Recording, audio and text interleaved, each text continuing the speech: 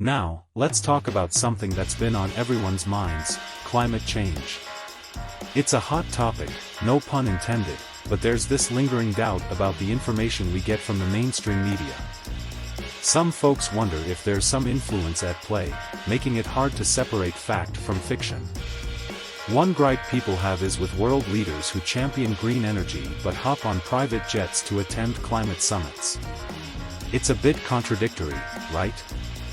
I mean, how can they preach about reducing environmental impact while leaving a trail of pollution in the sky?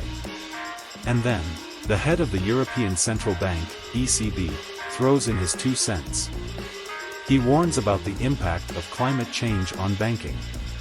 We're not just talking about rising sea levels here, he's mentioning floods, droughts, and wildfires as previews of what's to come.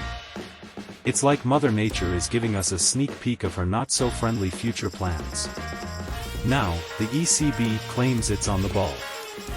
They want to understand these changes for financial stability and are all about fulfilling their price stability mandate. They've got this climate and nature plan, focusing on the green transition, the physical impacts of climate change, and the risks from losing nature. But, hold on, what about their own carbon footprint? The ECB is shouting from the rooftops about reducing their carbon footprint. They're taking measures on banknotes and in their bank supervision. I guess they're trying to walk the talk, but can we really trust them to make a difference? Then, the whole qualification question pops up. Who gave the ECB the authority to speak about climate change? Do they have the scientific expertise to back up their claims? It's a valid concern, we're talking about the future of our planet, after all. But the ECB's not shying away.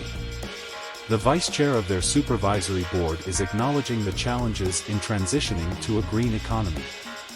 He's predicting a consolidation of smaller banks because of the requirements for digital currency infrastructure. Wait, what? Digital currency? Yep, we're diving into the world of central bank digital currencies and the digital euro. The talk is all about updating infrastructure needs. This could mean trouble for smaller banks. Will they survive the digital revolution, or will they be casualties in the march toward progress? Elder Sun, from the ECB, is waving the red flag. He's highlighting significant risks in the banking industry. A whopping 90% of euro area banks apparently have credit portfolios that don't align with the goals of the Paris Agreement. That's a big problem. It's like saying, hey, we're talking the talk, but our money is still funding the wrong things. And here's where it gets real. Concerns start piling up about banks' readiness to transition. Will they be able to keep up with the changes, or will they need a helping hand? And what about our hard-earned money? If banks go belly up, what happens to our deposits? An ECB website article adds fuel to the fire. It notes that 70% of banks committed to the Paris Agreement could face elevated litigation risks because of misaligned credit portfolios. Litigation risks?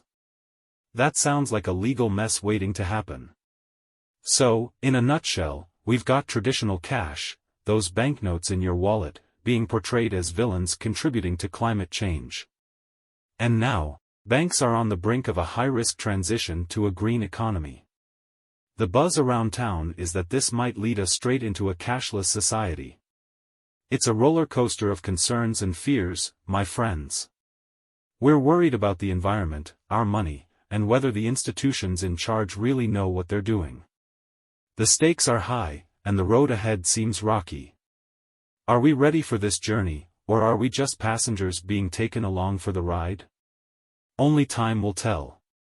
Please go ahead liking, subscribing, and sharing with friends to support our content. The information is for general purposes. Viewers should conduct research and consult professionals for financial decisions.